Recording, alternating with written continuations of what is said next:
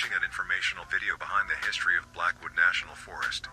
In this series, we will explore several aspects of the National Forest and everything you need to know.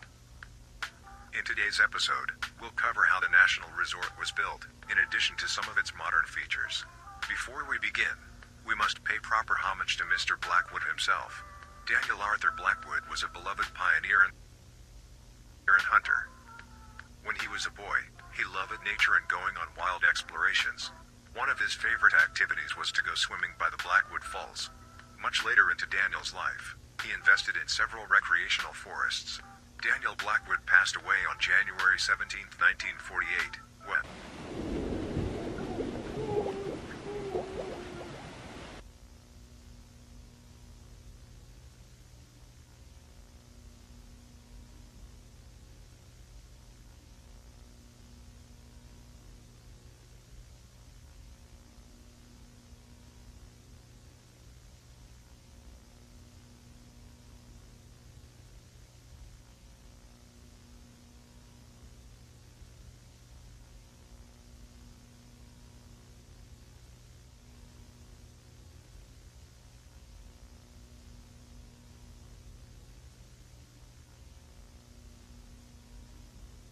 the forest would later be named after Mr. Blackwood himself, for all his generous contributions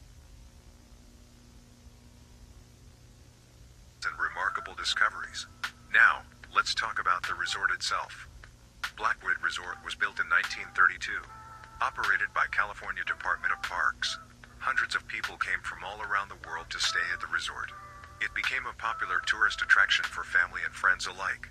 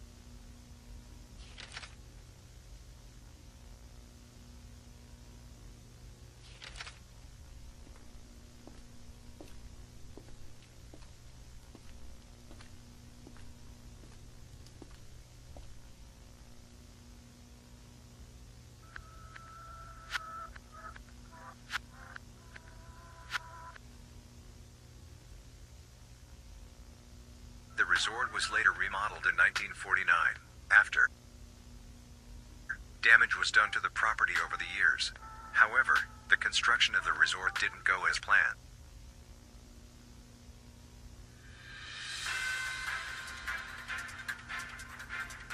Breaking news: a construction worker is reported dead at Blackwood National Forest. Charles Turner was helping remodel the new Blackwood Resort when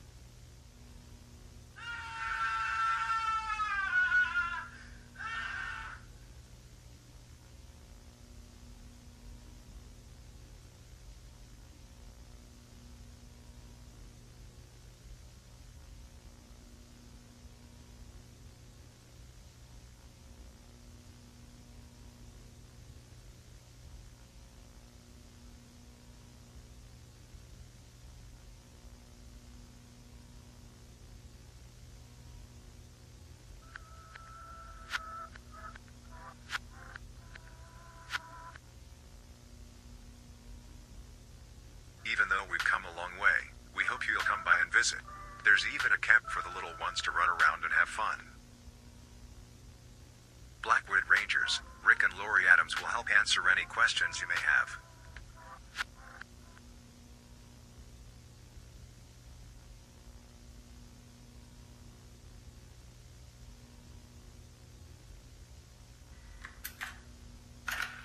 This is audio log number 6. I believe so. Either way, this is going to have to be short. Rick has been extra pissy lately, like he usually is. I wish he could just take a break from work every now and then. I know this log is only for myself, but just in case, I have to get this off my chest. Last night, I was helping Rick close up, and I saw it.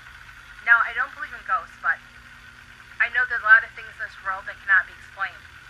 It was tall, and it had sharp shoulders. At first I thought it might have been Rick's friend Keith. Nice man. Besides the point, the whole experience left me rattled. I had awful dreams that night. The worst dream I think I've ever had in my entire life, to be honest. There were 6 kids, 3 girls, 3 boys. Absolutely adorable kids. They had just fallen asleep. When I went to go check on them, there was blood everywhere. I started screaming for help. I screamed for what seemed like hours until I saw the tall figure again. It grew practically the size of the forest itself. It only stared at me with these menacing red eyes. It had eyes everywhere. Its limbs were lanky and rigid, like long, crooked branches. I closed my eyes as tight as I could. The next morning, I woke up covered in sweat. I haven't told Rick yet. I don't know if I even should. It was probably nothing. I've been overworked myself lately. It was just a bad dream. That's all it was. End of recording.